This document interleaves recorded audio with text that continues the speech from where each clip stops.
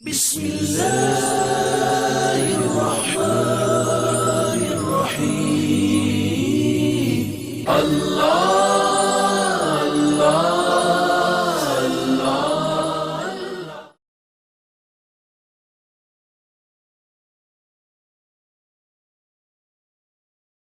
بسم اللہ الرحمن الرحیم۔ اللہ رب العزت کا کروڑا احسان عظیم ہے جس نے قرآن مجید سیکھنے سکھانے کے لیے ہمیں درس قرآن کی اس نشست کے ساتھ جوڑا ہے۔ پروردگار قرآن مجید فرقان حمید کے اندر انسان کی رہنمائی کے لیے جو اصول عطا فرماتا ہے، وہ اصول ہماری زندگی کے لیے وہ خوبصورت متاع حیات کو کلیئر کرتے ہیں جس سے دنیا اور آخرت دونوں کی کامیابیاں انسان کے لیے متعین ہو جاتی ہیں، اور یہ دنیا آخرت کے لیے ممید و معاون بھی بن جاتی ہے۔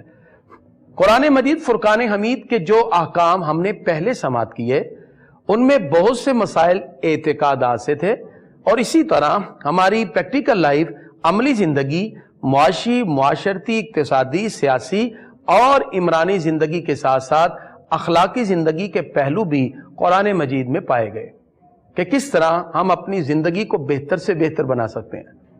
ناظرین، قرآن مجید فرقان حمید میں اللہ رب العزت نے 4 طرح کے لوگوں سے چیلنج کیا اور ان سے بات کرتے ہوئے اسلام کی حقانیت کو ذکر کیا، جن میں سب سے پہلے یہود ہیں، اور نمبر 2 نصارہ، اور تیسرے مشرکین ہیں، اور چوتھے منافقین ہیں۔ اور اللہ رب العزت نے قرآن مجید کی آیات میں، جنہیں آیات مخاصمہ کہتے ہیں، یعنی وہ آیات جو علم التذکیر بآلاء اللہ کے ساتھ ساتھ علم مخاصمہ کے ساتھ تعلق رکھتے ہیں، یعنی جس میں اللہ رب العزت نے اپنی قدرتوں کا گزشتہ زندگی کے ایام جو گزر گئے پہلی قوموں کا ذکر کیا، اور اس کے ساتھ ساتھ اللہ رب العزت نے یہ بھی واضح طور پر ارشاد فرما دیا کہ اے لوگو، سابقہ قوموں کے جو احوال تھے ان کو تمہارے سامنے اس لیے ذکر کرتے ہیں کہ تم بعد میں آنے والے ہو اور ان کے واقعات سے تم بھی عبرت حاصل کرو۔ اس طرح اللہ رب العزت نے ان تمام کے تمام لوگوں کے ساتھ اس انداز میں قرآن کی آیات سے گفتگو کی کہ ان کو حق کی راہ دکھانے کے لیے رب قدوس نے احکامات خصوصی طور پر ذکر فرمائے۔ اب ان آیات بینات میں سے ہم نے آج سورۃ الرعد 19 نمبر آیت 13واں پارہ اور رکوع نمبر 9 یہاں سے آغاز کرنا ہے۔ آج جو ہم آیات بینات ناظرین آپ کے سامنے پیش کریں گے، سورۃ الرعد کی ان آیات میں اور اس کے بعد سورہ ابراہیم، ان سورہ کے اندر جو ربط اور تعلق ہمیں ملتا ہے اس میں خاص طور پر اللہ تعالیٰ نے کچھ اپنی نعمتوں کا ذکر کیا، کچھ پروردگار نے مرنے کے بعد کے احوال ذکر کیے، اور یہ بھی قرآن کا خوبصورت اعجاز ہے۔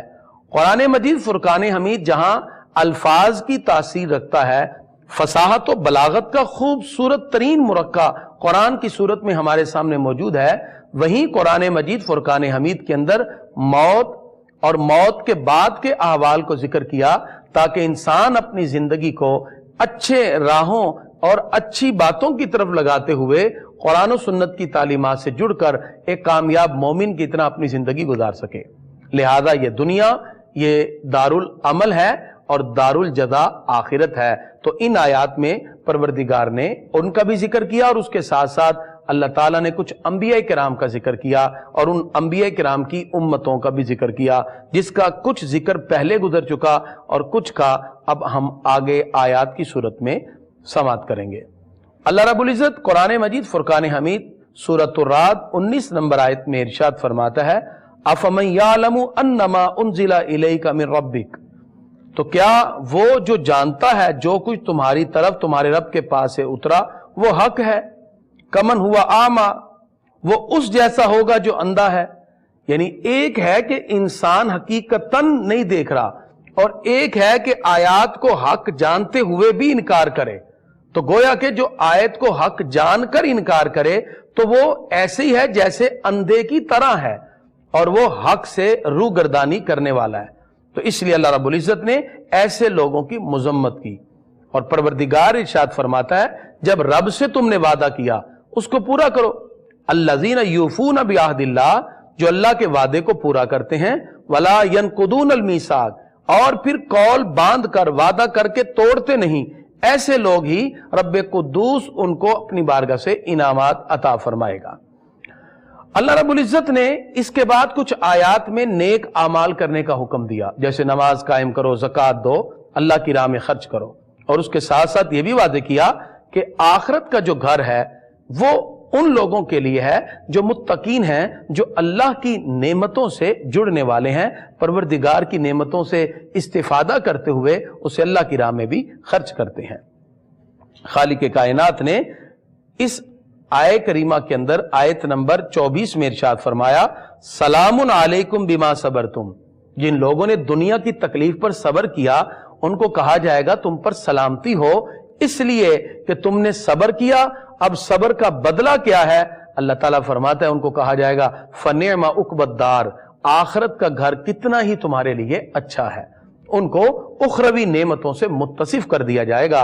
اور اللہ رب العزت نے اہل ایمان کی عظمتوں کو یہاں ذکر کیا، اور پروردگار نے ارشاد فرمایا وہ لوگ جو میرے وعدے کو توڑ دیتے ہیں اور وَيُفْسِدُونَ فِي الْأَرْضِ، آیت نمبر 25 میں اللہ تعالیٰ ارشاد فرماتا ہے وہ زمین میں فساد پھیلاتے ہیں، یعنی لوگوں کے اندر اختلاف ڈالنا، فساد پھیلانا، ان کے مابین انتشار کی کیفیت پیدا کرنا۔ اللہ تعالیٰ ارشاد فرماتا اولئک لہم اللعنہ، یہ لوگ ہیں ان پر اللہ کی طرف سے لعنت ہے، پھٹکار ہے، وَلَهُمْ سُوءُ الدَّارِ، ایسے لوگوں کے لیے برا گھر ہے۔ تو پتہ چلا جو اللہ کے وعدے کو توڑے اللہ تعالیٰ نے ان کے لیے برا گھر یعنی جہنم کا ذکر کیا، اور اہل ایمان کے لیے خاص طور پر اللہ نے اپنی نعمتوں کا ذکر کیا۔ ناظرین، اس کے بعد آیت نمبر 28 میں اللہ رب العزت نے اپنے ذکر کا اور اپنی یاد کا خوبصورت وتیرہ ذکر کیا ہے۔ آج کے دور میں انسان سکون کی تلاش میں مارا مارا پھرتا ہے۔ کچھ کہتے ہیں کہ روح کی غذا موسیقی ہے، اور کچھ ایسی شاعری کو سنتے اور سناتے ہیں کہ جس کے اندر ایسے الفاظ ذکر کیے جاتے ہیں جو ذو معنی ہے یا ان کا حقیقت سے ہٹ کر تعلق ہوتا ہے۔ اسلام کیا خوبصورت انداز میں تربیت کرتا ہے۔ قرآن مجید پڑھ کے دیکھیے، ایک ایک زندگی کی پرابلمز کو اسلام نے حل کیا۔ اللہ رب العزت نے ارشاد فرمایا کہ ایمان والوں کے لیے سب سے پیاری چیز کیا ہے، ان کا اطمینان کیا ہے۔ مومن کے دل کو سکون کیسے ملے گا؟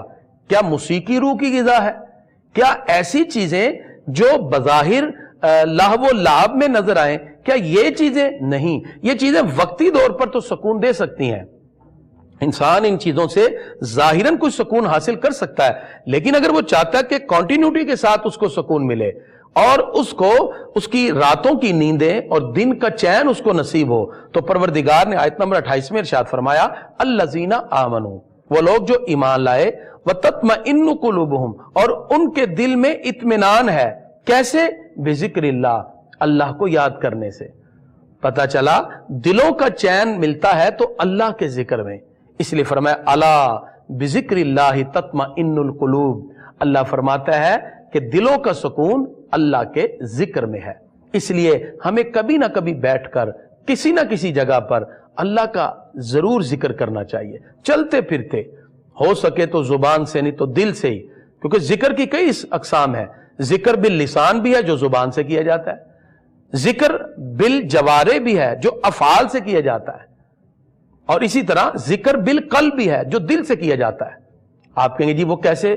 دل سے ذکر یہ ہے کہ اللہ رب العزت کی بنائی ہوئی چیزوں پہ غور کرنا، یہ گویا کہ اللہ کی قدرتوں پر، اللہ کی بنائی ہوئی چیز پر، مظاہر قدرت پر جب بندہ غور کرتا ہے وہ دل سے اللہ کو یاد کر رہا ہوتا ہے۔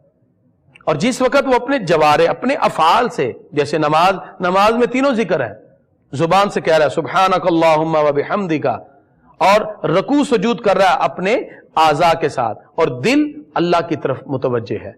اور اخلاص کیا ہے؟ نبی کریم صلی اللہ علیہ وسلم فرماتے ہیں ان تعبد اللہ کأنک تراہ، تو اللہ کی یوں عبادت کرے جیسے تو اللہ کو دیکھ رہا ہے۔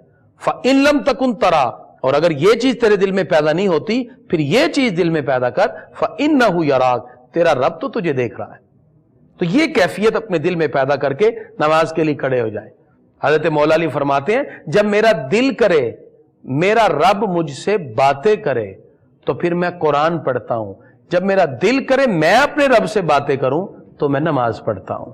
تو کبھی یہ کیفیت بھی، کبھی ایسا سجدہ بھی کریں کہ جس میں اللہ رب العزت کی یاد آپ کے پیش نظر ہو اور آپ رب سے باتیں کریں، اور کبھی قرآن کھول کے بیٹھ جائیں کہ اللہ بھی آپ سے باتیں کرے کہ پروردگار انسان کی کس طرح اس کی جبلت کو، اس کی فطرت کو اور اس کی خوبیوں کو نکھار کر اس کو ایک خوبصورت انسان بنانا چاہتا ہے۔ اور یہ قرآن ہماری زندگی کا اسی اعتبار سے ایک خوبصورت ضابطۂ حیات ہے، یہ کمپلیٹ کوڈ آف لائف ہے جس کو اپنانا ہماری زندگی کی سب سے بڑی کامیابی ہے۔ اللہ تبارک و تعالیٰ نے اسی طرح آیت نمبر 30 میں ارشاد فرمایا، علیہ توکلت و الیہ متاب۔ اللہ تعالیٰ ارشاد فرماتا ہے کہ بندے کو اسی پر بھروسہ رکھنا چاہیے، یعنی اللہ پر، و الیہ متاب، اور رجوع بھی اللہ کی طرف۔ لہذا مومن کا یہ طر امتیاز ہوتا ہے کہ وہ اللہ کی طرف ہی رجوع کرتا ہے۔ پروردگار نے آیت نمبر 32 میں ارشاد فرمایا کہ وہ لوگ جو رسولوں کا مذاق اڑاتے ہیں، تو فرمایا کہ اس سے پہلے بھی رسولوں کے ساتھ استہزاء کیا گیا، لیکن وہ اپنی بات کو حقانیت کے ساتھ پہنچاتے گئے۔ اللہ تعالیٰ نے کامیابیاں پھر انہی کو عطا فرمائیں۔ پروردگار ارشاد فرماتا ہے، مثل الجنۃ التی وعد المتقون، اس جنت کے احوال کہ جو اللہ تعالیٰ نے متقین کے لیے تیار کیے، وہ جنت کیسی ہوگی؟ فرمایا تجری من تحتها الانہار، اس کے نیچے نہریں رواں دواں ہیں، اکلھا دائم، اس کے میوے ہمیشہ ہیں، وظلھا، اور اس کا سایہ بھی۔ یعنی دنیا کا پھل ایک وقت کے لیے ہے، لیکن جنت کے پھل دائمی ہیں، اس کی نعمتیں بھی بے شمار۔ آقا علیہ الصلوۃ والسلام، صحیح بخاری ہے، ایک دن نماز کے دوران اپنا ہاتھ بلند کرتے ہیں، پھر پیچھے کر لیا۔ صحابہ نے عرض کیا، یا رسول اللہ صلی اللہ علیہ وسلم، کیا نماز میں کوئی چینی آ گئی؟ ہم بھی نماز میں ہاتھ اٹھایا کریں۔ فرمایا نہیں، انی اریت الجنت، سرکار فرماتے میں نماز میں تھا، تھوڑا سا آگے بڑھا تو جنت میرے قریب آ گئی۔ فرمایا میں نے ہاتھ اٹھایا تو جنت کے لگے ہوئے پھل کے گچھے تک پہنچ گیا، میرا دل چاہا کہ توڑ کے اپنی امت کو کھلاؤں، لیکن پھر میرے دل میں آیا کہ جس چیز کو رب نے غیب رکھا ہے، چھپا رکھا ہے، تو میں بھی اس کو چھپا ہی رہنے دوں۔ فرمایا اگر میں اس گچھے کو توڑ لیتا، قیامت تک تم کھاتے رہتے، وہ گچھا کبھی بھی ختم نہ ہوتا۔ پتا چلا کہ جنت کی نعمتیں دائمی ہوا کرتی ہیں۔ اللہ رب العزت نے ارشاد فرمایا، وَلَا إِنِ اتَّبَعْتَ أَهْوَاءَهُمْ بَعْدَ مَا جَاءَكَ مِنَ الْعِلْمِ، جب یہ ساری باتیں حق کی آ گئیں، اللہ فرماتا ہے اگر پھر بھی کوئی گمراہی کے راستے پہ چلتا ہے، جب یہ بات واضح ہوگی کہ دین اسلام ہی اللہ رب العزت کا پسندیدہ دین ہے، اور یہی تعلیمات وہ تعلیمات ہیں جو اللہ رب العزت نے پسند فرمائی، فرمایا اگر پھر بھی کوئی حق کی راہ کی طرف نہیں چلتا، مَا لَكَ مِنَ اللَّهِ مِن وَلِيٍّ وَلَا وَاقٍ، پھر اللہ رب العزت کی طرف سے نہ کوئی تیرا حمایتی ہوگا، نہ کوئی تیرا بچانے والا ہوگا۔ آیت نمبر 37 میں پروردگار نے اس کا ذکر فرمایا سورۃ الرعد میں۔ ناظرین، اللہ رب العزت واضح طور پر ارشاد فرماتا ہے، وہ لوگ جنہوں نے کفر کی راہ کو اپنایا وہ مکر اپنا رہے ہیں، اور اللہ رب العزت ایسے مکر کرنے والے کو پسند نہیں فرماتا۔ سورۃ الرعد کی ان آیات بینات کا خلاصہ آپ نے سماعت کیا۔ اب ہم بڑھتے ہیں سورہ ابراہیم کی طرف۔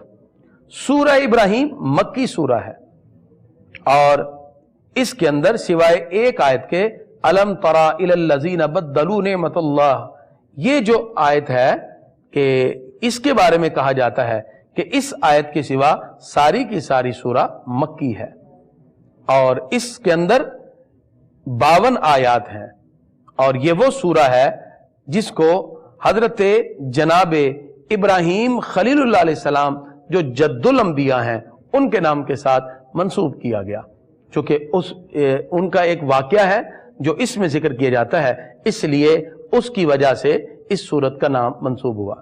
ناظرین، یہ سورتوں کے نام کہاں سے آئے؟ در حقیقت ان سورہ کے اندر جو واقعات ذکر ہوتے ہیں ان سے ریلیونٹ جو واقعات ہیں اسی کی مناسبت سے سورت کا نام رکھا جاتا ہے۔ سورت کا معنی ہے فضیلت یا بلندی، اور آیت کا معنی ہوتا ہے نشانی۔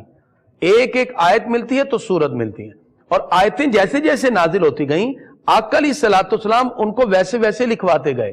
قرآن کے نزول کا انداز اور رہا، لیکن اس کو ترتیب لگانے کا انداز اور رہا۔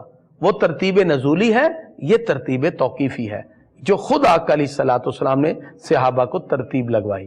اور اسی ترتیب کے مطابق کسی سورہ مکی کے اندر مدنی 1-2 آیتیں بھی شامل ہو جاتی ہیں، اور کسی مدنی سورہ میں مکی سورہ آیت کا داخل ہو جانا یہ بھی ممکن ہے۔ اب اس سورہ ابراہیم کے اندر جس میں 52 آیت ہیں، اللہ تعالیٰ نے آغاز حروف مقطعات سے کیا، الف لام را۔ اس کی مراد اللہ اس کا رسول ہی جانے، اور یہ انسان کو بتانا مقصود ہے کہ علم کے کسی بھی مقام پہ پہنچ جاؤ، ایک مقام پر جا کے تو تم بھی کہو گے پروردگار اس کا علم تو ہی جانے کیا ہے، اور یہ حروف مقطعات ہے۔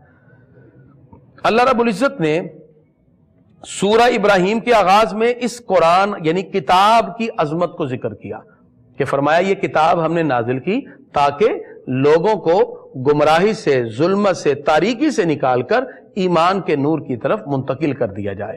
اللہ رب العزت نے سورہ ابراہیم کے اندر بہت سے رسولوں کا ذکر کیا اور ان پر نازل کی جانے والی آیات اور احکام کا بھی ذکر کیا۔ اللہ رب العزت نے آیت نمبر 6 میں موسیٰ علیہ السلام کا ذکر کیا، جس وقت اللہ رب العزت نے فرعون کو غرق کیا اور سارے بنی اسرائیلیوں کو بچایا۔ آپ نے اپنی قوم سے کہا اذکروا نعمت اللہ علیکم، اللہ کی نعمتوں کو تو یاد کرو، اتنی نعمتیں اللہ نے عطا کی۔ فرعون کیا کرتا تھا جب اس کو پتا چلا کہ ایک بچہ دنیا میں آنے والا ہے، جادوگروں نے بتایا وہ تیری سلطنت کو تباہ کر دے گا، اس نے کہا سارے بچوں کو مار دو، اور اس نے بیٹوں کو قتل کرنا شروع کیا اور بیٹیوں کو چھوڑ دیا۔ اللہ تعالیٰ ارشاد فرماتا ہے کہ یہ آل فرعون سے اللہ نے تمہیں نجات دی ہے۔ وَيُذَبِّحُونَ أَبْنَاءَكُمْ، یہ تمہارے بیٹوں کو ذبح کرتے تھے، وَيَسْتَحْيُونَ نِسَاءَكُمْ، اور تمہاری بیٹیوں کو زندہ رکھتے تھے، اور یہ بہت بڑی مصیبت تھی تمہارے لیے، اللہ نے تمہیں نجات دی۔ بنی اسرائیل کو کچھ نعمتیں یاد دلائیں اور حضرت موسیٰ علیہ السلام کی ان باتوں کو ذکر کیا۔ اللہ تعالیٰ ارشاد فرماتا ہے کہ اللہ کی نعمتوں کا تم شکر ادا کیوں نہیں کرتے؟ آیت نمبر 7 میں ارشاد فرمایا لَإِن شَكَرْتُمْ لَأَزِيدَنَّكُمْ، اگر تم میرا احسان مانو گے میں تمہیں اور دوں گا وَلَئِن كَفَرْتُمْ، اگر تم میرا انکار کرو گے، ناشکری کرو گے، إِنَّ عَذَابِي لَشَدِيدٌ، تو پھر میرا عذاب بہت سخت ہے۔ پتہ چلا رب کی نعمتوں پر شکر کریں اللہ اور نعمتیں بڑھا دیتا ہے، رب کی نعمتوں کا انکار کریں اللہ فرماتا ہے میں اپنا سخت عذاب تمہاری طرف متوجہ کروں گا۔ اس کے بعد اللہ رب العزت نے قوم نوح کا ذکر کیا، قوم عاد کا اور قوم سمود کا۔ اس کا تفصیلی ذکر پہلے گزر گیا کہ نوح علیہ السلام کی قوم جو گناہوں میں مبتلا ہوئی، پروردگار نے پانی کے اندر ان کو دبو کر مار دیا۔ اسی طرح قوم عاد تھی جن کو بار بار سمجھایا گیا اور وہ بھی گناہوں کی طرف متوجہ ہوئے۔ اسی طرح قوم سمود کا ذکر حضرت صالح علیہ السلام اور ان کی اونٹنی کا، یہ تفصیل کے ساتھ پیچھے گزر چکا ہے۔ اللہ رب العزت نے ارشاد فرمایا کہ جتنے بھی رسول تھے وہ یہی کہتے تھے افی اللہ شک فاطر السماوات والارض، کہ اللہ کے بارے میں تمہیں شبہ ہے، شک ہے جس نے زمین و آسمان کو بنایا۔ یعنی وہ لوگ جو اللہ کے بارے میں انکار کر رہے تھے، یعنی بعض لوگ تو کچھ ایسے تھے جو وجود باری تعالیٰ کو مانتے تھے لیکن حقیقت کے تناظر میں نہیں۔ کسی نے اللہ کی اولاد مان لی اور اللہ کو مانا، کسی نے اللہ رب العزت کے ساتھ نعوذ باللہ حصے دار مان لیے، اللہ کو مانا، تو یہ بھی درست نہیں۔ اور بعض تو وہ تھے جنہوں نے مطلقاً انکار کر دیا کہ ہم کسی کو مانتے ہی نہیں، وہ دہریے کہلائے یا ایتھیسٹ کہلائے، جنہوں نے کہا کہ ہم کسی کو مانتے ہی نہیں، جو کسی کے وجود کو ماننے کے لیے تیار نہ ہوئے۔ اللہ تعالیٰ ارشاد فرماتا ہے کہ تم اللہ کے بارے میں یہ گمان کرتے ہو، یہ اللہ کے ہونے کی دلیل ہے، یعنی اللہ موجود ہے، ایگزسٹنس آف اللہ، وجود باری تعالیٰ، اللہ موجود ہے۔ کیسے موجود ہے؟ فرمایا افی اللہ شکن، کیا تم اللہ کی موجودگی میں شک کرتے ہو؟ فاطری سماوات والارض، جس نے زمین بھی بنائے آسمان بھی بنائے، ان مظاہر قدرت سے جان لو کہ اللہ موجود ہے۔ اللہ رب العزت نے اسی طرح ارشاد فرمایا جتنے بھی رسول تھے وہ سارے یہی کہتے رہے ان نحن الا بشر مثلکم، ہم تمہاری طرح بشر ہیں، ولکن اللہ یمن علی من یشاء، اللہ جس پر چاہتا ہے اپنا احسان کرتا ہے من عبادہ، اپنے بندوں میں سے۔ اس سے پتہ چلا کہ پروردگار جس پر چاہے انعام عطا فرمائے۔ تو انبیاء کرام میں سے بھی رب قدوس نے جن پہ کرم کیا، خالق کائنات نے نبوت کی دولت عطا کی، اور ان کو رب قدوس نے جو علم عطا کیا وہ ہمارے سارے ذرائع سے بڑھ کر وحی کی صورت میں عطا کیا۔ اور اسی وجہ سے انبیاء کرام کا مقام اور مرتبہ ہم سب سے اونچا اور اعلیٰ ہے۔ وہ صرف بشریت میں اگر ہمارے ساتھ مماثل ہیں تو صرف بشریت کے اعتبار سے، لیکن بشر میں بھی وہ اعلیٰ ترین و افضل ترین بشر ہیں کہ ان کی بشریت کی عظمتوں کا بھی ہم اس انداز میں جانچ نہیں کر سکتے، انالیسز نہیں کر سکتے، تجزیہ نہیں کر سکتے۔ اس کے بعد رب قدوس نے جہنمیوں کے عذاب کا ذکر کیا، آیت نمبر 14، 15، 16 اور 17 تک۔ پروردگار ارشاد فرماتا ہے کہ جہنم کے اندر ان لوگوں کو طرح طرح کے چیزوں سے، جیسے کہ پیپ ہے، کھولتا ہوا پانی ہے، یہ سب چیزیں ان کو پلائی جائیں گی، اور اللہ تعالیٰ نے ان ساری چیزوں کا ذکر کیا۔ ناظرین، یہ مرنے اور مرنے کے بعد جتنے باتیں اللہ تعالیٰ نے مرنے کے بعد عذاب کے حوالے سے ذکر کی، در حقیقت یہ اس کو بتانا مقصود ہے تاکہ انسان ان عذاب کو دیکھ کر آگے صراط مستقیم کی طرف جانے کی کوشش کرے۔ خالق کائنات ارشاد فرماتا ہے کہ جو کفار ہیں اگرچہ وہ بڑا کام بھی کریں، بڑے بڑے اچھے عمل لوگ کر لیتے ہیں جو مسلمان نہیں، فرمایا ان کے اعمال کیسے ہیں۔ اللہ تعالیٰ نے قرآن مجید کے اندر آیت نمبر 18 میں ان کی ایک ایگزامپل اور مثال دی۔ پروردگار ارشاد فرماتا ہے مثل الذین کفروا بربہم، ان لوگوں کی مثال جنہوں نے اللہ کا انکار کیا، اعمالہم، ان کے اعمال ایسے ہیں کرماد، جیسے کہ راکھ ہوتی ہے، اشتدت بہ الریح، ہوا اس کو اڑا دیتی ہے، فی یوم عاصف، جس وقت آندھی آتی ہے۔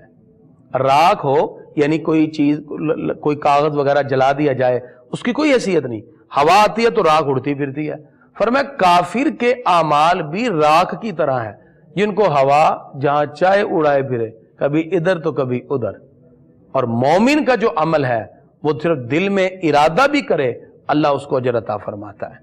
تو اس لیے پروردگار نے کفار کے اعمال کی یہاں مثال ایک راکھ کے ساتھ، جلے ہوئے کاغذ کے ساتھ، راکھ کے ساتھ کی۔ اسی طرح اللہ رب العزت نے اس مقام پر کچھ انبیاء کرام کا مزید ذکر کیا، اور خاص طور پر شیطان کے بارے میں بتایا۔ شیطان مسلسل لوگوں کو گمراہ کرنے میں لگا ہے، اور اس کی کوشش ہے کہ کسی نہ کسی طرح ان کو راہ حق سے ہٹا دے۔ اس لیے اللہ تعالیٰ نے پھر واضح طور پر ارشاد فرمایا جو لوگ اچھا عمل کرتے ہیں ان کے لیے اجر، اور جو شیطان کی راہ پہ چلیں گے، برائی کی طرف جائیں گے، ان کے لیے یقیناً عذاب ہوگا۔ خالق کائنات نے آیت نمبر 25 میں اور آیت نمبر 24 میں ایک مثال اور پھر اس کا تتمہ ذکر کیا، اور اس کو بڑے خوبصورت انداز میں ذکر کیا۔ مثال بڑی پیاری ہے۔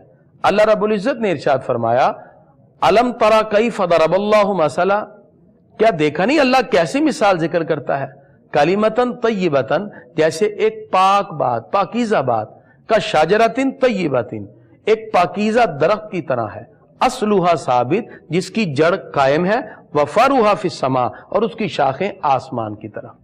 یعنی آپ اپنے تصور میں سوچیں ایک خوبصورت درخت ہے، بڑا لمبا چوڑا، جس کی شاخیں بھی ہیں، وہ زمین میں ہے، اس کی جڑ اور اس کی شاخیں پھیلی ہوئی ہیں آسمان تک۔ یہ ایک ایگزامپل ہے۔ یہ در حقیقت بتانا مقصود ہے، اس سے مراد بندے کے ایمان قبول کرنے کے وقت کلمہ طیبہ پڑھنا ہے، یا بندے کا کلمہ ایمان ہے۔ جو بھی مومن ہے وہ کلمہ پڑھتا ہے، وہ کتنے خوبصورت انداز میں پڑھتا ہے، اس کے دل میں کتنا اللہ کی طرف سے اخلاص ہے کہ وہ ساری چیزوں کی محبتوں کو نکال کے اللہ کی محبت کو دل میں بسائے۔ جب اتنی محبت کے ساتھ وہ دل میں بسا کر کلمہ پڑھتا ہے تو اس کلمے کی برکت کیا ہے؟ تو فرمایا وہ کلمہ ایمان، اس کی جڑ مومن کے قلب میں، اس کے دل میں ہے، کہ اس کا دل کتنا خوبصورت ہے اخلاص کی وجہ سے۔ تو جو مومن کا دل ہے وہ گویا کہ ایک زمین کی طرح ہے جس میں کلمہ ایمان کی جڑیں اچھی طرح پیوست ہو چکی ہیں، اور پھر جو کلمہ طیبہ کے بعد اچھا عمل کرتا ہے تو گویا کہ وہ اس کی بڑی بڑی شاخیں ہیں، وہ ثمرات ہیں، وہ برکتیں ہیں۔ جس وقت وہ عمل کرتا ہے تو پروردگار اس کے عمل کو خوبصورت طریقے سے آسمان تک پہنچا دیتا ہے۔ یعنی دل خوبصورت اور اس کے اندر کلمہ ایمان کی جڑیں اور شاخیں، اس کا عمل جو اس کو آسمان تک پہنچا دیتا ہے۔ اس طرح خالق کائنات اس مثال کے ساتھ واضح طور پر ارشاد فرماتا ہے کہ پھر اس درخت کے بہت سے پھل بھی تو ہیں، وہ درخت پھل بھی تو دیتا ہے، ایک مرتبہ آقا علیہ السلام نے بتایا، صحابہ کرام سے بلکہ پوچھا، بتاؤ وہ کون سا درخت ہے جو مومن کی مثل ہے، جس کے پتے نہیں گرتے، جس میں ہر وقت پھل آتا رہتا ہے، جس طرح مومن کے عمل اکارت نہیں جاتے، برکتیں ہوتی ہیں، ایسے ہی اس درخت کے پتے نہیں گرتے، کون سا درخت ہے؟ صحابہ سوچتے رہے، پھر آقا علیہ السلام نے خود ہی فرمایا کہ وہ درخت کھجور کا ہے، جس کے پتے نہیں گرتے اور اس کا پھل ملتا ہی رہتا ہے۔ کیا خوبصورت اگزامپل دی۔ پتہ چلا ہمارے پیارے نبی صلی اللہ علیہ وسلم بھی صحابہ کرام سے ایسے سوالات کیا کرتے تھے کہ جس سے ان کی ذہنی آزمائش ہو اور ایمان کی تقویت میں اور اضافہ ہو، کہ بتائیں کون سا ایسا درخت ہے جس کے پتے نہیں گرتے، یہ مومن کی طرح ہے، جیسے مومن کے اعمال اکارت نہیں جاتے، جو نیک عمل کرتا ہے اللہ اس کو اجر ضرور عطا فرماتا ہے۔ تو یہ ایگزامپل، یہ مثال سے اللہ تعالیٰ نے مومن کے اچھے اعمال کا ذکر کیا۔ پروردگار نے اس کے بعد انسان کی توجہ ایک اور امر کی طرف مبذول کرائی ہے۔ ناظرین یاد رکھیے، یہ جو انسان ہے، اس میں اللہ رب العزت نے اس کائنات کو مسخر کرنے کی طاقت عطا کی ہے۔ انسان صرف اپنے وجود پر غور کرے نا، اس کی جو تھنکنگ پاور ہے، اللہ نے اس کو مینٹیلٹی کی طاقت دی ہے، جو اس کی پاور سوچ ہے، وہ انسان کی عقل اور وسعتوں سے بھی بڑھ کر ہے۔ یعنی انسان جتنا بھی سوچے اس سے بھی بڑھ کر اللہ نے اس کو شعور اور ادراک عطا کیا ہے کہ وہ اپنے شعور اور ادراک سے فضاؤں میں آج اڑتا پھر رہا ہے۔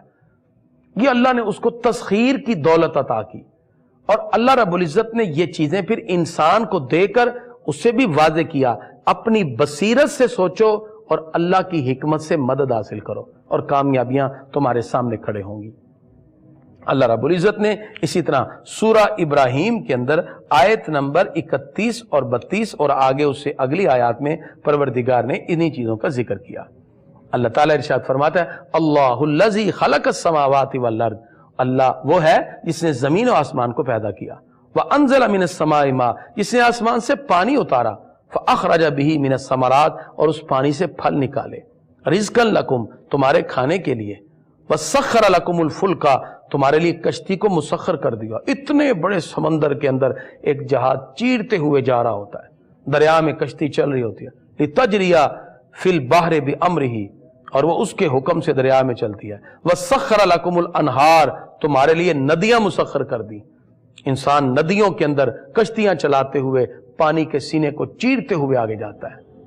فرمایا یہ اللہ نے انسان کو شعور دیا ہے کہ وہ پانی جس میں انسان ڈوب جائے وہ اسی پر جہاز اور کشتیاں چلا رہا ہے۔ اللہ نے انسان کو یہ ساری عظمت عطا کی۔ فرمایا صرف یہاں تک نہیں، پروردگار ارشاد فرماتا ہے، وَسَخَّرَ لَكُمُ الشَّمْسَ وَالْقَمَرَ، اس نے تمہارے لیے سورج اور چاند کو مسخر کر دیا، دائبین، وہ سارے کے سارے برابر چل رہے ہیں، وَسَخَّرَ لَكُمُ اللَّيْلَ وَالنَّهَارَ، رات دن تمہارے لیے مسخر کر دیا۔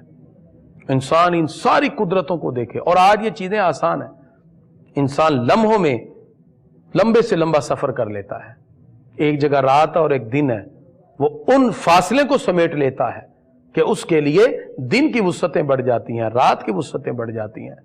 اللہ تعالیٰ نے اس کو تسخیر کی یہ ساری دولتیں عطا فرمائی۔ پروردگار ارشاد فرماتا ہے، تم نے جو مانگا ہے انسان ہم نے تمہیں دیا، وَإِن تَعُدُّوا نِعْمَتَ اللَّهِ لَا تُحْصُوهَا۔ اللہ تعالیٰ آیت نمبر 34 میں ارشاد فرماتا ہے، اگر تم رب کی نعمتیں گننا چاہو نا، گن نہیں سکتے۔ شیخ سعدی رحمۃ اللہ علیہ گلستان کے اندر بڑی پیاری بات مقدمے میں فرماتے ہیں، فرماتے ہیں انسان تو کبھی غور کر، یہ جو سانس ہے کبھی اس کو تھوڑی دیر کے لیے روک اور پھر دیکھ تیرا کیا حال ہوتا ہے۔ اے انسان، یہ سانس جب تو لیتا ہے نا، اس میں اللہ کی دو نعمتیں ہیں، سانس اندر جاتا ہے تجھے فرت ملتی ہے، باہر آتا ہے تو کثافتیں خارج ہوتی ہے، اور اللہ کی ہر نعمت پہ شکر کرنا واجب ہے۔ اے انسان، تیرے ایک سانس میں رب کی دو نعمتیں اور ہر نعمت پہ شکر واجب، تو صرف سانس جیسی نعمت کا شکر ادا نہیں کر سکتا۔ فَبِأَيِّ آلَاءِ رَبِّكُمَا تُكَذِّبَانِ، اپنے رب کی کون کون سی نعمت کو جھٹلاؤ گے؟ اس سے پتہ چلا انسان کو اللہ کی بارگاہ میں اس کی نعمتوں کا شکر ادا کرنا چاہیے۔ اللہ تعالیٰ ارشاد فرماتا ہے، ان الانسان لظلوم کفار، انسان ظالم اور ناشکرہ بھی ہے۔ اس کے بعد اللہ تعالیٰ نے آیت نمبر 35 سے حضرت ابراہیم علیہ السلام کی دعا ذکر کی۔ آپ نے رب کی بارگاہ میں دعا کی، رب اجعل ھذا البلد آمنا، یا اللہ اس شہر کو امن والا بنا دے، یہ آپ کی دعا تھی کہ آج وہ شہر مکہ امن والا ہے، حرمت والا ہے۔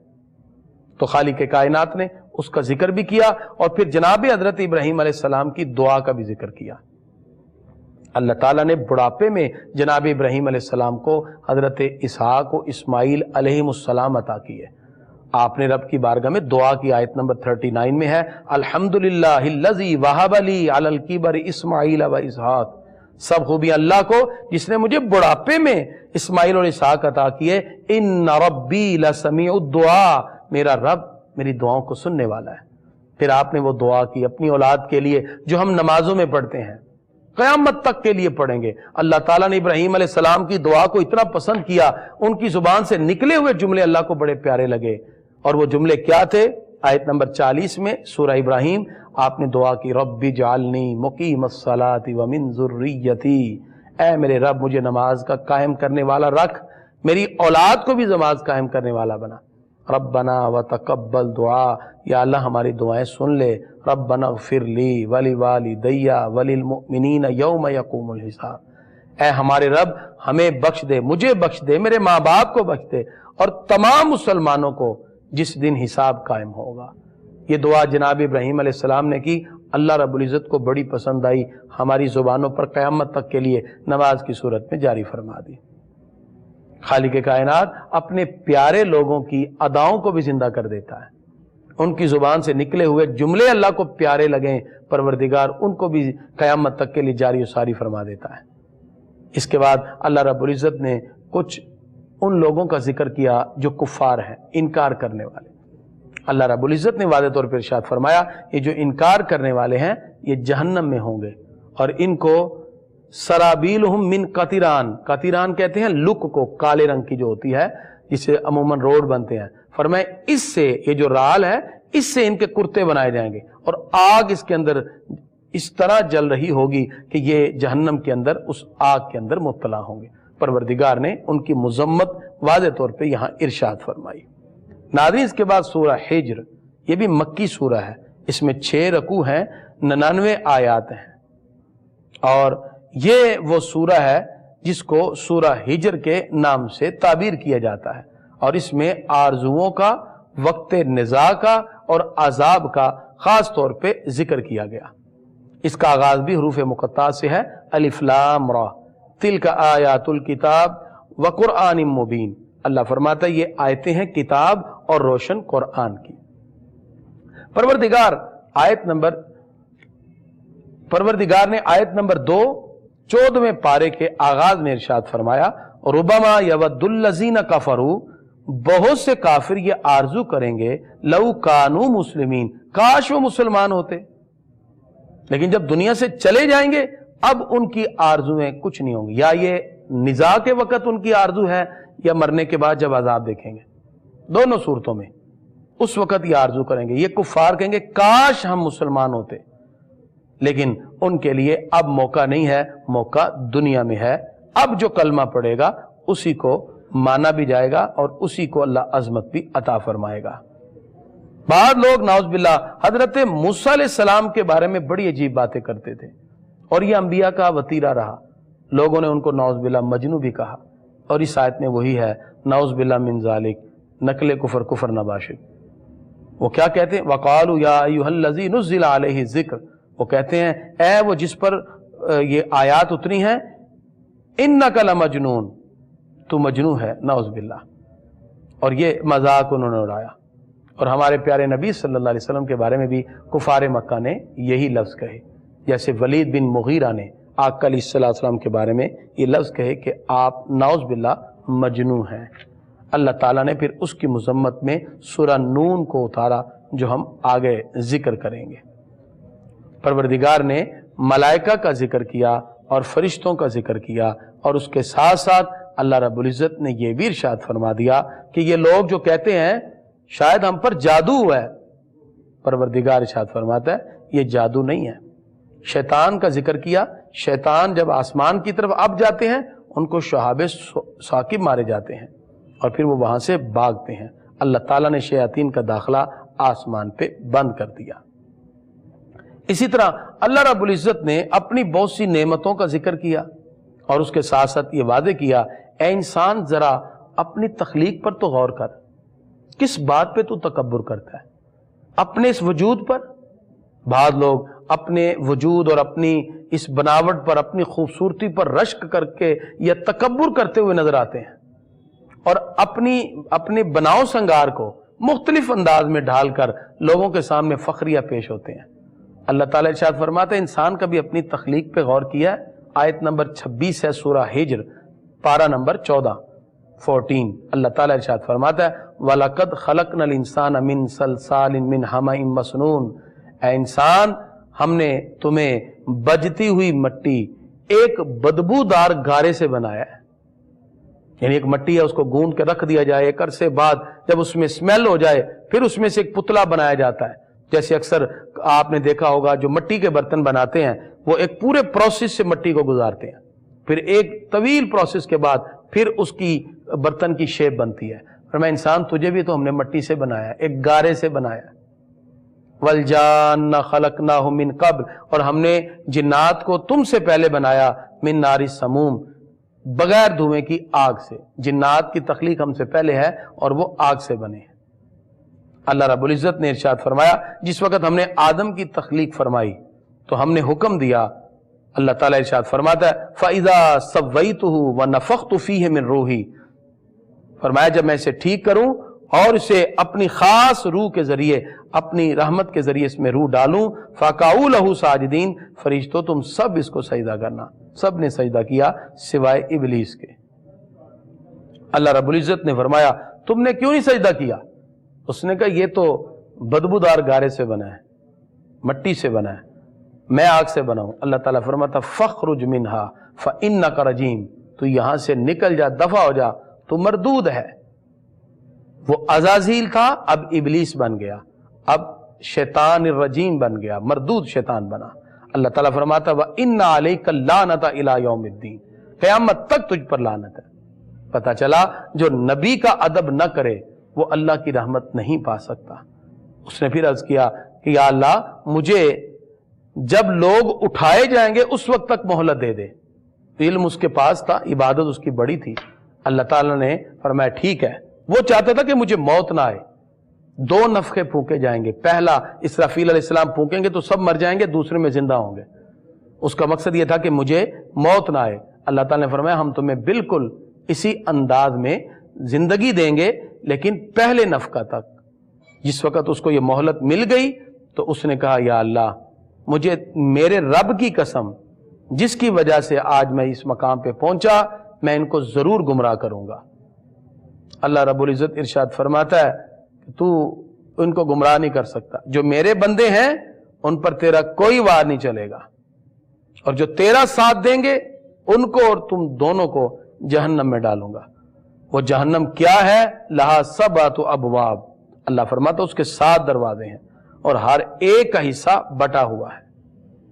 اور متقین کی کیا شان ہے؟ فرمایا ان المتقین فی جنات وعیون، متقین باغوں میں اور چشموں میں ہوں گے۔ ادخلوها بسلام آمنین، وہ داخل ہوں گے سلامتی اور امن کے ساتھ۔ یہ اللہ تعالیٰ نے اہل ایمان کی عظمت اور متقین کی صفات کو ذکر کر دیا۔ ناظرین، اللہ رب العزت نے ان آیات بینات کے اندر واضح طور پر حضرت جناب لوط علیہ السلام کا بھی ذکر کیا، اور لوط علیہ السلام کے پاس جب فرشتے آئے تو وہ حضرت ابراہیم علیہ السلام کے پہلے مہمان بنے۔ جب حضرت ابراہیم علیہ السلام کے پاس آئے تو جناب ابراہیم علیہ السلام ڈر گئے، گھبرا گئے، تو انہوں نے کہا گھبرانے کی ضرورت نہیں، ہم تو تمہیں ایک لڑکے کی بشارت دینے آئے ہیں۔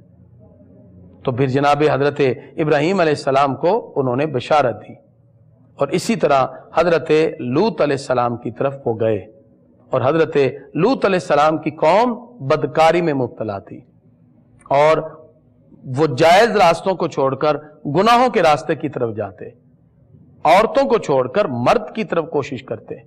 تو پروردگار نے ان کی مذمت ذکر کی، اور وہاں سے سب کے سب نکل گئے حضرت لوط علیہ السلام اہل ایمان کو لے کر۔